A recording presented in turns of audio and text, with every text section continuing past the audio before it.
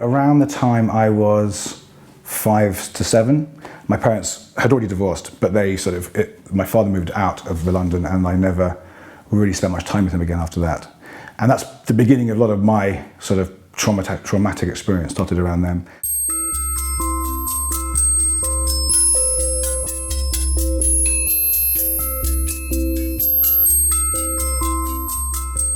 I believe very much in force of character. My parents, as I say, were Polish refugees. They were prisoners of war in Siberia. They both survived unbelievable, unspeakable hardship. They lost their families. My father was in a gulag, one of the worst ones in the north of Russia or north of Siberia. And they overcame that. And to me, when I get to those really bad times, I turn to their moments because they lost everything.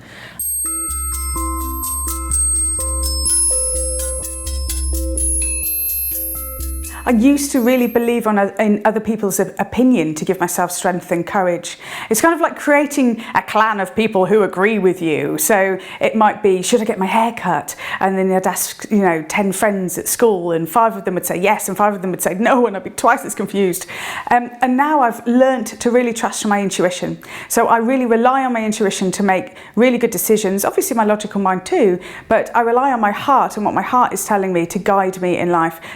My heart gives me courage and my heart gives me strength and self-belief.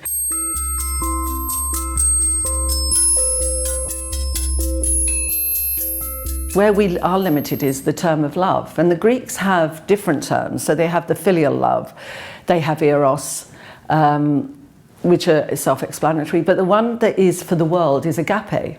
And I think as a human being, if we have that agape, the world love, the compassion, you can engage with somebody on a different level. That number one helps you find perhaps the root of what they're doing.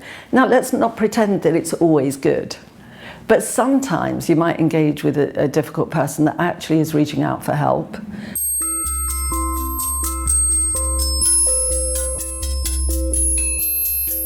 There's this idea that there's 2 fears: losing what you have and not getting what you want. And usually what makes someone difficult is if they believe you're going to take something they have or not give them what they want. So you actually have to address the fear surreptitiously. You don't say, I'll tell you what's wrong with you, you're scared, and that's why you're being difficult, because you might get a punch in the nose. So the way really, in order to help yourself deal with difficult people, is to recognise everything to be a call for love. So even a fear-based reaction to something is a call for love. Listen for the call for love and listen to how that person is feeling fearful, and listen to how you might be able to be of service to perhaps shift or change your perspective. And that's what I try and do with difficult people. I basically try and understand their perspective and really try and see it from 2 ways, and through open communication and really conversation, kind of overcome that. In my job, I deal with lots of different people, in lots of different companies. I deal with individuals, etc. I've never met anybody I would call a difficult person. I don't believe difficult people actually exist. I do believe there's lots of people out there I don't understand. So, simple example, if you see somebody in a shop and they seem to be just losing their rag with the sales assistant, you might think that's a difficult customer. But that person might have just heard that their daughter's been rushed to hospital. They're stressed. The last thing they want to do is be in a shop. So you'd look at them and think, difficult person. But when you knew the circumstances, you might think, well, actually, I'd probably be the same. I'd also be very irritable and very short-tempered. So with difficult people, if there was such a thing, I think it's more understanding them. If you get to understand more about people, you begin to realise people aren't difficult. They may be different from you, but I don't believe there's such a thing as a difficult person. I always remember the story I was told, and do you know, I don't even remember now who told it, and they told a story like this. They said, imagine you're going on holiday and you find yourself by the pool and you're reading your magazine and you're just relaxing into it and thinking, I deserve this, and you're disturbed from your peace by someone shouting and splashing and generally being really annoying, and so you think, no, I'm a peaceful being, I'm not going to say anything. And we do that for maybe another 10 minutes and the splashing and the shouting goes on. And you think, well, if they keep it up, I'm gonna give them a piece of my mind. And you find yourself getting quite worked up. And this goes on for another couple of minutes and you throw down the magazine and you look up to the source of the noise and you realise that they're not splashing, they're drowning. And so I always remind myself that whenever someone is being difficult, chances are they're doing their best. You know, very few people set out deliberately to be assholes. Now, many achieve it, granted, but very few set out deliberately to be difficult or deliberately to be annoying. We're usually all doing our best. Sometimes that can bump against someone else trying to do their best in a different way. So just always remind myself, you know, they're not splashing, they're drowning.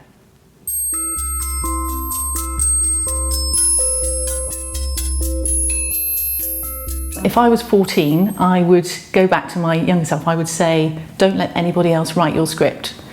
You know, appoint yourself as your script writer, because you're, at the end of the day, you're the only person who knows what you're here for. You know your purpose. I definitely believe more in self-belief than confidence, because when you have self-belief, you have faith in yourself, and that's what drives you through when life gets difficult. If you don't have faith in yourself, yeah, who else is going to have faith in you? Yeah? And one of my great hobbies is I like climbing, and I tend to lead. So people are relying on me, and what you don't want is me halfway up a crag saying, actually, this isn't working out and I'm getting a bit panicky here. I have to be reliant on my own abilities to be able to lead other people. Yeah? So you've got to believe in your own abilities, but just as importantly, you've got to understand your limitations. I think you do when you get older, you do get more confident. And I think as a young girl, as a young woman, I didn't have that, and I wish I did. So I go back and say what I say to my kids every night when I give them a kiss to good night. I would say something like, you are a unique, loved child of the universe. You are welcome. In fact, you've been invited here. This is your life and your world, and everything you need is within you. If I were to go back to my 18-year-old self and give myself advice, I'd say 3 things. The first would be to aim high and go for your dreams, but to make sure to enjoy the journey. So, you know, have focus, have goals, you know, have these little goals that basically work towards your massive, big ambitions, but make sure that you celebrate those little successes on the way and really enjoy the journey towards them, because otherwise you just get too stuck in on going and pursuing and doing this, but it's actually about enjoying the whole journey rather than obsessing about reaching them themselves. I would say to my younger self constantly and repeatedly at every single age, stop caring so much. Stop trying to do things for other people. Stop trying to make other people happy, and find a way to actually listen to your authentic self and what really works for you. And then, because other people project their own limitations on you sometimes, sometimes because they care and they're trying to keep you protected, but sometimes they project those limitations perhaps because they're jealous. And really the only person that you can really fundamentally ever please is yourself. And I would definitely go back and tell my younger self to stop caring quite as much. If I went back to, say, the tender age of 30, when my career's developing, got a bit of spare money, I think my view would be, never let anybody else handle your money. Learn how to invest your own money, yeah? Because if I look back, it has cost us dearly handing money to other people. So I think it's a life skill. There are certain life skills, and one really important life skill is learn how to invest your own money. Don't hand it to somebody else. Do you know, if I could go back and give my younger self a bit of advice, I think I'd probably go back to the kid that was about, 12 or 13, in Scotland, growing up, and take them to one side and go, you know what, it doesn't really matter. You know, most of the things that we think, they don't really matter. They're just the stuff that we're the product of our environment, and certainly at that age. And you know, I was the kind of kid who really wanted to do well at whatever it was I was doing. I wasn't particularly talented at anything, but I tried really hard and beat myself up so bad about, you know, not living up to be honest, my own expectations. It wasn't anyone else's. And I go back and just put an arm around my own shoulder and said, you know what, it doesn't really matter. You know, none of that stuff, because you know, I was the kid that didn't really do particularly well at school.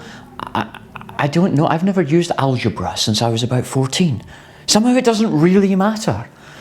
But the teachers don't want to tell you that.